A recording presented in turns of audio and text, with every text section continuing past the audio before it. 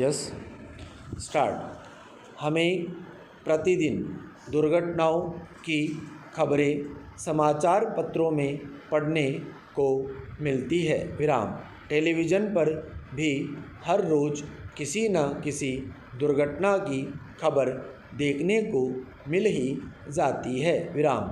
वैज्ञानिक प्रगति के साथ ही मनुष्य के जीवन में भागदौड़ की अधिकता हो गई है विराम। इसके कारण जल्दबाजी में वह अक्सर लापरवाही बरतने लगता है विराम।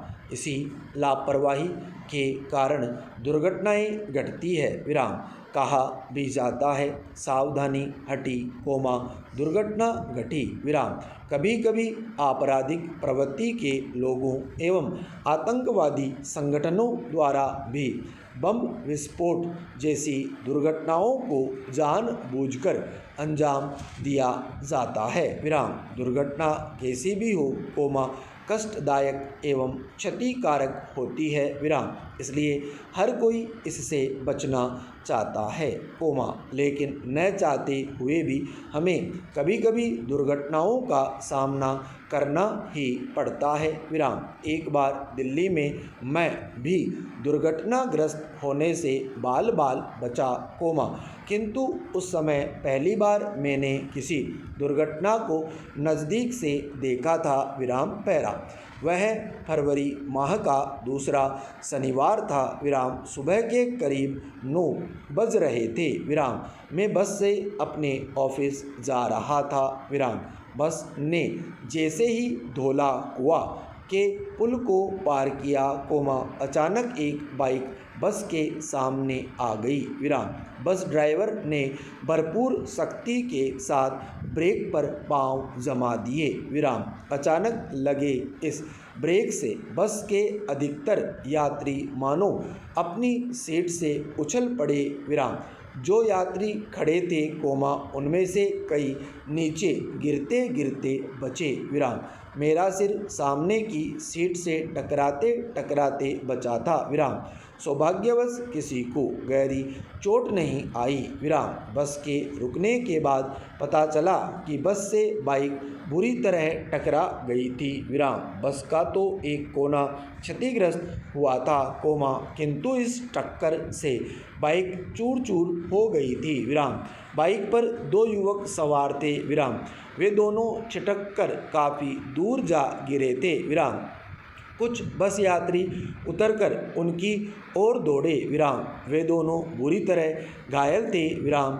लोग उन्हें अस्पताल ले जाने की बात करने लगे विराम। टक्कर से हुई क्षति से बस आगे जाने लायक नहीं रह गई थी विराम। इसलिए बस यात्री दूसरी बसों में सवार होकर अपने अपने गंतव्य को चले गए विराम। कोई भी घायलों को अस्पताल ले जाने को तैयार नहीं हो रहा था विराम। उस समय मुझे एहसास हुआ कि दुनिया कितनी स्वार्थी हो गई है विराम। यहाँ दो लोगों की जान पर आ पड़ी है और सबको समय पर ऑफिस जाने की चिंता सता रही है विराम। कुछ लोग तो पुलिस के पचड़े में पड़ने के डर से उन दोनों घायलों के समीप भी नहीं गए विराम पैरा। साथ साथ उसका फ़ोटो भी चेंज हो गया, दोनों पास भी नहीं है। उन दोनों को काफ़ी चोटें आई थी विराम। उनके शरीर से खून निकल रहा था विराम। एक की हालत तो कुछ ठीक भी थी लेकिन दूसरा बिल्कुल बेहोश था विराम। जिसकी हालत थोड़ी ठीक थी वह थोड़ा चल फिर सकता था विराम। उसने अपने घर वालों को फ़ोन पर इस दुर्घटना की सूचना दी विराम। उसका घर गुड़गांव में था विराम। जब तक उसके घर वाले आते तब तक कुछ भी हो सकता था विराम।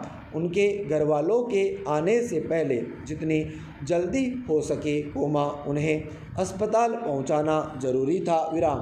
मैंने पास खड़े एक व्यक्ति को साथ देने के लिए कहा विराम। वह तैयार हो गया विराम। सबसे पहले मैंने एम्बुलेंस बुलाने के लिए सफदरजंग ट्रॉमा सेंटर फ़ोन किया तथा पुलिस को सूचित कर दिया विराम। 10 मिनट के भीतर ही एम्बुलेंस आ गई विराम। धौलाकुआं से सफदरजंग ट्रॉमा सेंटर पहुंचने में हमें मुश्किल से 15 मिनट लगे विराम। दोनों को इमरजेंसी वार्ड में भर्ती कराया गया विराम। इसके बाद वहां पुलिस भी आ गई विराम। मैंने पुलिस को विस्तार से घटना के बारे में बताया विराम पैरा। अस्पताल में मैं करीब 2 घंटे तक रहा विराम। इसके बाद दोनों घायल युवकों के घरवाले वहां आ गए विराम। उनमें से एक ने उनकी बाइक के बारे में मुझसे पूछा विराम। मुझे उनके इस सवाल पर आश्चर्य हुआ विराम। यहाँ दोनों युवक जिंदगी और मौत से जूझ रहे हैं और उनको अपनी बाइक की पड़ी है विराम। पुलिस ने सूचना दी कि बाइक धौलाकुआं थाना पहुंच चुकी है विराम। कुछ आवश्यक कार्रवाई के बाद वह उन्हें सौंप दी जाएगी विराम। मैं वहां से चलने ही वाला था कि नर्स ने हम सबको बताया कि दोनों युवकों की हालत अब ठीक है और उनमें से एक जो बेहोश था कोमा, उसको भी होश आ गया है विराम। दोनों के सही सलामत होने की खबर सुनकर मुझे बहुत अच्छा लगा विराम पैरा। मैंने जब नर्स से पूछा कि दोनों कब तक बिल्कुल ठीक हो जाएंगे कोमा, तो उसने बताया कि वे दोनों 1 महीने के भीतर बिल्कुल स्वस्थ हो जाएंगे विराम। इतना जानने के बाद मैं वहाँ से चलने को तैयार हो गया विराम। तभी दोनों युवकों के अभिभावकों को मेरे और मेरे साथ आए व्यक्ति के बारे में पता चला कि हमने ही उनके परिजनों को अस्पताल पहुंचाने में मदद की थी विराम। वे हमारे पास आए और उन्होंने हमारा आभार मानते हुए हमें आशीर्वाद दिया विराम। मैंने केवल इतना ही कहा कि यह तो मेरा कर्तव्य था विराम पैरा। इसके बाद मैं ऑफिस के लिए चल पड़ा विराम। ऑफिस आते हुए मैं यही सोच रहा था कि मानव जितनी तेज़ी से प्रगति के पथ पर अग्रसर है कोमा, उतनी ही तेज़ी से उसमें मानवीय गुणों का ह्रास भी होता जा रहा है विराम। मानव के बिना जीवन का क्या मूल्य रह जाएगा विराम। लोगों को कब तक यह बात समझ आएगी विराम। कोई पुलिस के डर से किसी की मदद करने के लिए तैयार नहीं होता कोमा, तो किसी के पास काम में व्यस्त होने का बहाना होता है विराम। यदि हमारे आसपास के लोग दुखी हैं कोमा, तो हमें जीवन में कैसे आनंद प्राप्त हो सकता है विराम। लोग भौतिकवादी होते जा रहे हैं, यह तो मुझे पता था कोमा, लेकिन भौतिकवादी होने के साथ साथ अत्यंत स्वार्थी भी होते जा रहे हैं कोमा, इसकी खबर मुझे नहीं थी विराम। इस दुर्घटना ने मुझे मानव का असली चेहरा दिखा दिया विराम। यदि ऑफिस देर से पहुंचने का कारण किसी व्यक्ति की जान बचा रहे, तो ऐसी देरी में क्या बुराई है विराम पैरा। अभी तक मैंने उन्हें दूर से देखा था विराम। बड़ी गंभीर कोमा, शांत, अपने आप में खोई हुई लगती थी विराम। संभ्रांत महिला की भांति वे प्रतीत होती थी विराम। उनके प्रति मेरे दिल में आदर और श्रद्धा के भाव थे विराम। माँ और दादी कोमा, मौसी और मामी की गोद की तरह उनकी धारा में डुबकियां लगाया करता विराम पैरा। परंतु इस बार जब मैं हिमालय के कंधे पर चढ़ा तो वे कुछ और रूप में सामने थी विराम। मैं हैरान था कि यही दुबली पतली गंगा कोमा, यही यमुना कोमा, यही सतलज समतल मैदानों में उतरकर विशाल कैसे हो जाती है, विराम। इनका उछलना और कूदना, कोमा खिलखिलाकर लगातार हंसते जाना, कोमा इनकी यह भावभंगी, कोमा इनका यह उल्लास कहाँ गायब हो जाता है, विराम।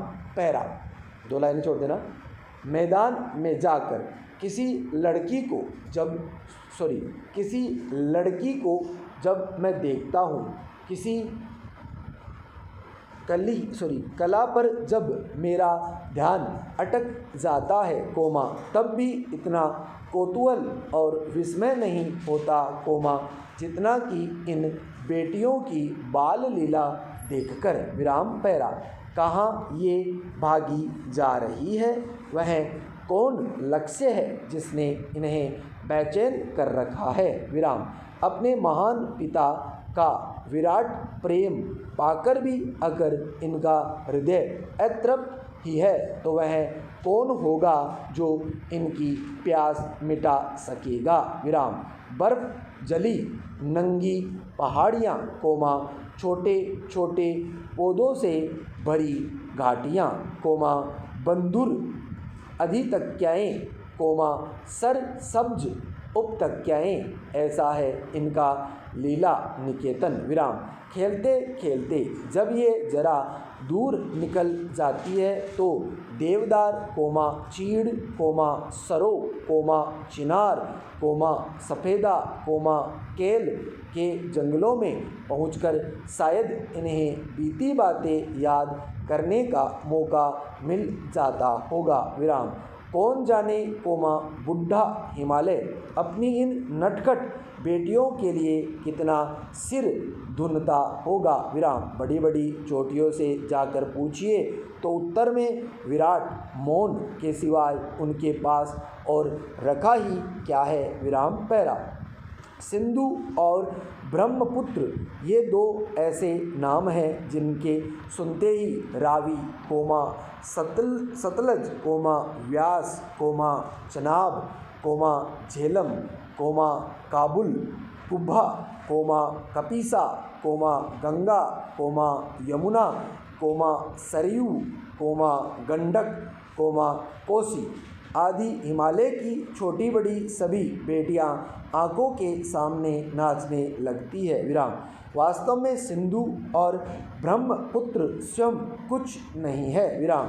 दयालु हिमालय के पिघले हुए दिल की एक एक बूंद न जाने कब से इकट्ठा होकर इन 2 महानदों के रूप में समुद्र की ओर प्रवाहित होती रही है, विराम। कितना सौभाग्यशाली है वह समुद्र जिसे पर्वतराज हिमालय की इन 2 बेटियों का हाथ पकड़ने का श्रेय मिला, विराम। पैरा, जिन्होंने मैदानों में ही इन नदियों को देखा होगा, कोमा उनके ख्याल में शायद ही यह बात आ सके कि बूढ़े हिमालय की गोद में बच्चियां बनकर ये कैसे खेला करती है, विराम। माँ बाप की गोद में नंग दढ़ंग होकर खेलने वाली इन बालिकाओं का रूप पहाड़ी आदमियों के लिए आकर्षक भले न हो, कोमा लेकिन मुझे तो ऐसा लुभावना प्रतीत हुआ वह रूप कि हिमालय को ससुर और समुद्र को उसका दामाद कहने में कुछ भी झिझक नहीं होती, विराम। स्टॉप।